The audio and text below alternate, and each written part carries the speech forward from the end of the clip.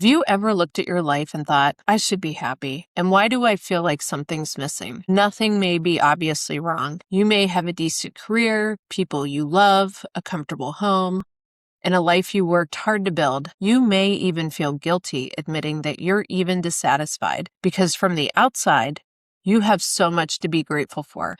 But gratitude and dissatisfaction can exist at the same time. You can appreciate the life you have and still recognize that a part of you is restless. You can love your family and want something that belongs just to you. You can wonder whether you meant to do something else with your experience, creativity, or ambition. And that doesn't necessarily mean you need to change your entire life. It might mean that a part of you no longer has anywhere to grow. You don't need to have everything figured out to do something about it.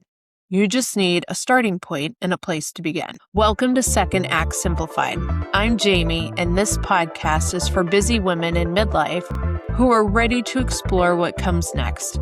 Whether that means starting a business, pursuing a creative project, changing careers, improving your health, or finally giving a long-held idea a real chance. Today we're talking about dissatisfaction, and not the kind that means you should immediately quit your job, move across the country, or completely reinvent your life. That feeling that, I know my life is fine, but something's missing and you just can't put your finger on it. The sense that you are capable of more, interested in more, or ready for something different, even if you can't explain what that really is yet. Instead of treating dissatisfaction like a problem to suppress, I want to help you use it as information. So let's break this down into a couple parts. First part is when you have a good life that no longer feels like it's enough. And one of the hardest things about midlife dissatisfaction is that it doesn't always come with an obvious explanation.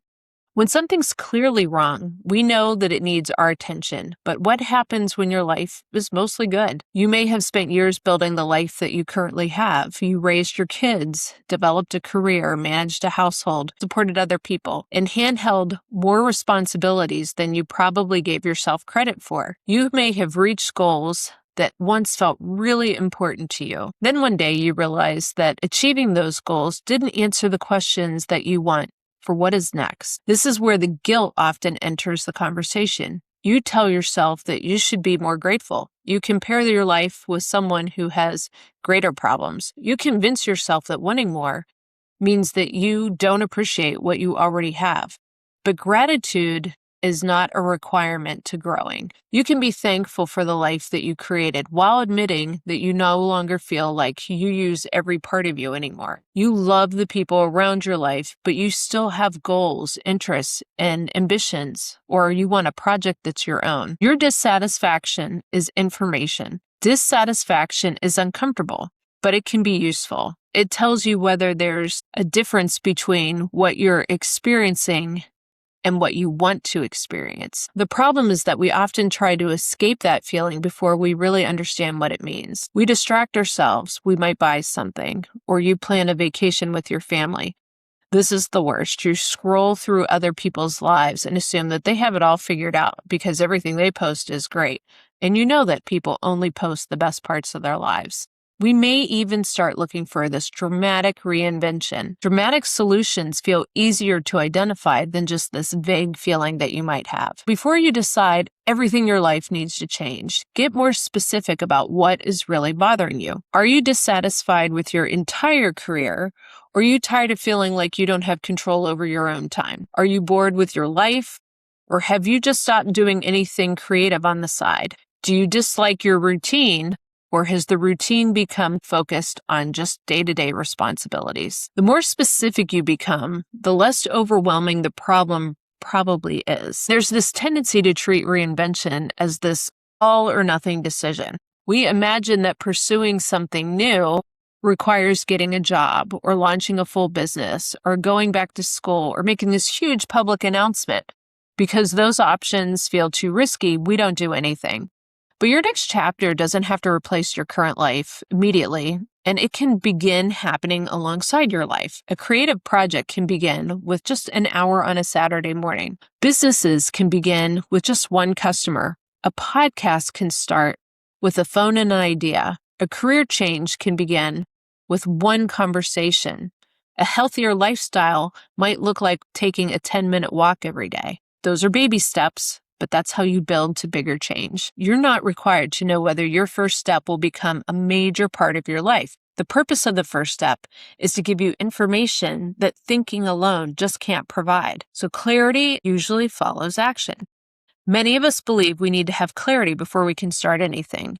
And we think that if we just research long enough, think carefully enough, we're going to come up with this great solution and the path becomes visible. It really doesn't usually work that way. Clarity often comes from contact with the work. You learn while you're doing what that thing that you want to do is.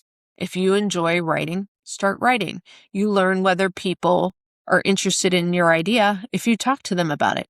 You learn whether you want to build a business by trying to help one person solve a problem. Action starts to give you evidence. You discover what energizes you, what drains you, what you need to still learn, and what you thought you wanted, but actually don't enjoy at all. And that can happen. None of that can be completely figured out if you're just sitting on the sidelines waiting for something to happen. You need to run a small experiment. Find a starting point. If something feels missing, start by answering these questions. When do I feel the most dissatisfied? What part of myself am I using right now?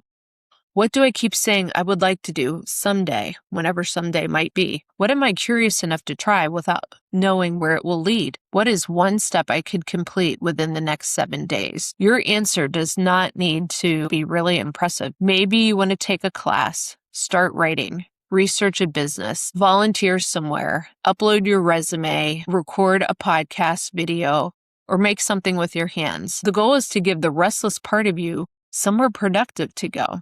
So here's the 7-day challenge.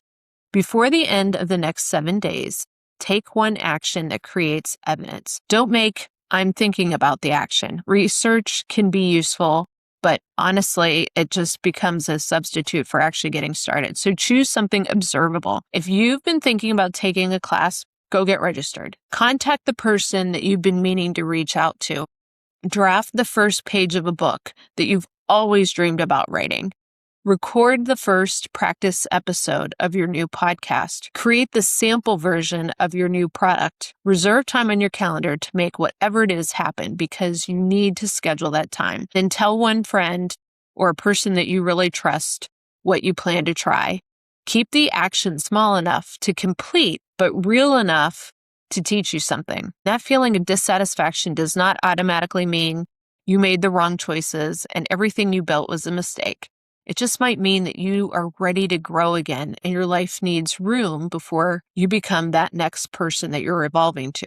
You just need to get started. Choose a small experiment, give it enough time and attention to teach you something. Then you will learn to choose the next step. If you are ready to explore what comes next in your second chapter, join the Second Act Simplified newsletter. It is for busy women in midlife who want to start a business or a creative project or make a career change or just finally give that long-held idea a real chance. You'll receive encouragement to move forward without waiting for perfect timing and updates about new podcast episodes and resources. You do not need the entire plan. You need a place to begin. Sign up for the newsletter and start building your next chapter. See you next week.